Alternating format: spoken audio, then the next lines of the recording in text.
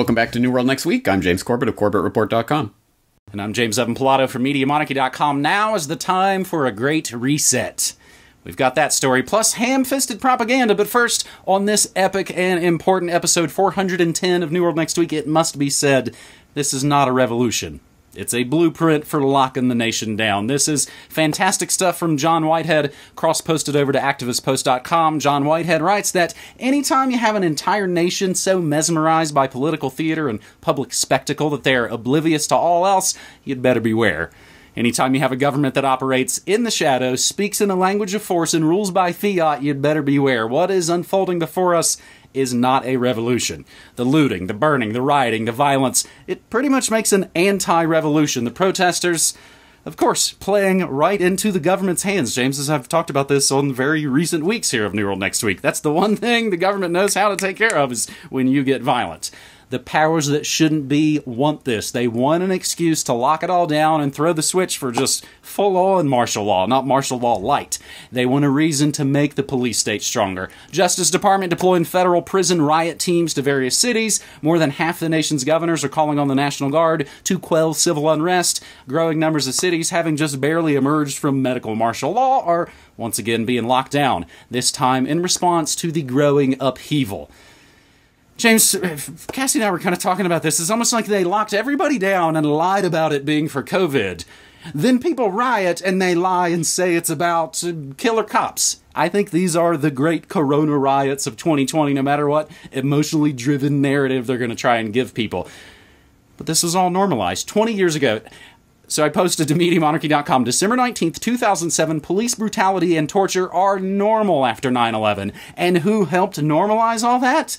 Our previous puppet presidents who, oh man, wouldn't you know it, they're on the scene right now. George W. Bush says George Floyd's death reveals America's tragic failures.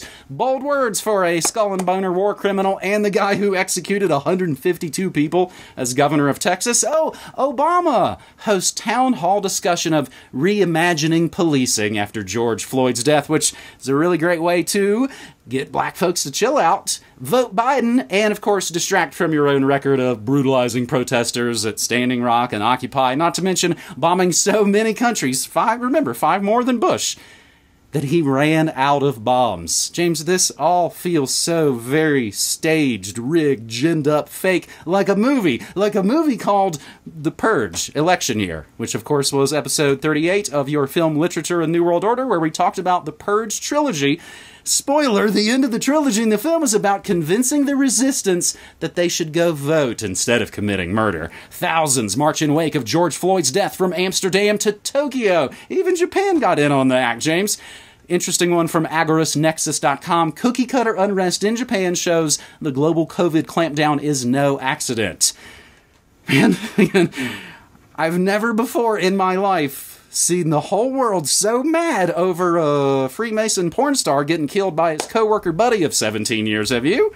That's what this is all about, right, James? Right. No. This is a redirection, obviously, and what we are living through right now is a global transformative event that fundamentally is about a restructuring of the international monetary order and all of the economic ramifications that come down from that. One way that is going to manifest is in social unrest, and that's what we're seeing. So the reason that this feels so staged and rigged and phony is because clearly there is a switch that the media uses, and when they want to report on police brutality and make it an issue, they can flip that switch on and do so. But of course, they could do so on any given day because there are dozens of such incidents every single day in, day out, week in, week out, month in, month out, year in, year out. But there are certain times when they flip the switch and the social unrest kicks in via various methods. And there are many people out there documenting the various trickeries that are going on, and CNN reporters being arrested live on air and dramatic footage and all of this kind of stuff that's going on. But fundamentally, this is about the great economic reset that is coming. Wow, does that sound familiar to anyone out there? That's, yeah, it's coming even sooner than you might actually think, James. This is interesting. You make a good point, because this is kind of like, you talk about flipping on the switch of reporting on something that makes it seem like it's just an epidemic, kind of like reporting every health-related death and making people believe that it's a giant scamdemic that is, of course, breaking out. So, as you're basically teeing it up right on time, Brave New World Order minions all start moving their grand chessboard pieces. Of course, never letting a crisis go to waste, which I believe is the caption to the photo on the World Economic Forum website, which features the post, "Now is the time for a great reset." This written by Klaus Schwab, executive chairman of the World Economic Forum, and of course a Bilderberger who was even on their steering committee at one point. He writes, quote, "We need a great reset of capitalism." The Great Reset agenda would have three main components. The first would steer the market toward fairer outcomes. Depending on the country, these may include changes to wealth taxes, the withdrawal of fossil fuel subsidies, and new rules governing intellectual property, trade, and competition. The second component of a Great Reset agenda would ensure that investments advance shared goals such as equality and sustainability, rather than using US, EU, Asia funds, as well as investments from private entities and pension funds to fill cracks in the old system, which they do and will continue to do anyway. We should use them to create a new one that is more resilient, equitable, and sustainable in the long run. This means, for example, building green urban infrastructure and creating incentives for industries to improve their track record on environmental, social, and governance metrics. And they can improve those by, of course, lying about it and rigging up the numbers, as we reported many years ago about Volvo and the great, of course, emissions scandal. The third and final priority of the Great Reset agenda is to harness the innovations of the Fourth Industrial Revolution, which just so happens to be the name of this guy's book. And that's going to support the public good. During the COVID-19 crisis, companies, universities, and others have joined forces to develop diagnostics, therapeutics, and possible vaccines, establishing testing centers, create mechanisms for tracing infections, and deliver telemedicine. Imagine what could be possible if similar concerted efforts were made in every sector. End quote. Now, this seems like another situation where not only are there massive schemes and scams just in our face, it seems again like they're using coded language, just like they're using the phrase dark winter, as we discussed on our previous New World Next Week episode. So I found a couple of interesting, just very easy to find examples of the Great Reset being around for at least the last dozen or so years. A 2010 book by a guy named Richard Florida, Dick Florida, The Great Reset, How New Ways of Living and Working Drive Post-Crash Prosperity. He runs theatlantic.com now. But an even earlier sci-fi series, of course, by a writer named Sean McKnight called Second Renaissance. Started online in 2007. They've got a whole entry on Wiki of basically the future history of the Great Reset, 2009 to 2027. And, I mean, they really kind of at it, James. Again, in a lot of these situations, they're just kind of announcing it to us, right? They are, and at any rate, I suppose I'm grateful that it is being put completely out in the open. They are not hiding it anymore. They are putting it on the table, because that is the next stage of the crisis agenda that we're living through right now. Once again, for people who don't know, this is a editorial by Klaus Schwab, who is the founder and executive chairman of the World Economic Forum, that has its fingerprints all over the COVID ginned-up crisis of the last few months, and is also, of course, host to the COVID Action platform that a lot of people have directed their attention to in recent weeks. So, I think this is an instructive little piece of...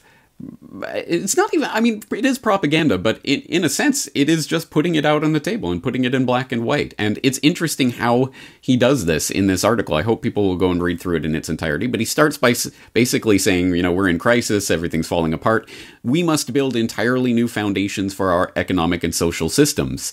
The level of cooperation and ambition this implies is unprecedented, but it is not some impossible dream. In fact, one silver lining of the pandemic is that it has shown how quickly we can make radical changes to our lifestyles.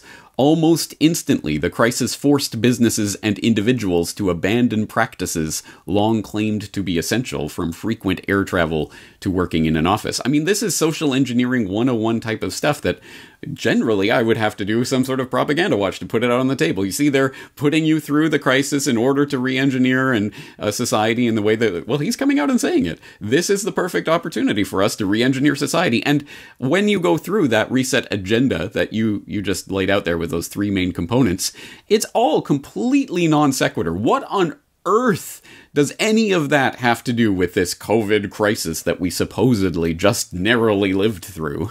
Oh, wow. Oof, that was a close one. What on earth does any of this have to do with it? Restructuring the rules governing intellectual property, or, coming up with some, Green New Deal agenda. What on earth does that have to do with this? Nothing, of course, but that's kind of the point. They're coming out and saying it. Never let a good crisis go to waste. Here's a crisis. It shows that we can flip a switch and people will do what we say. So now we're going to flip a switch and you're going to do this and this and this and this.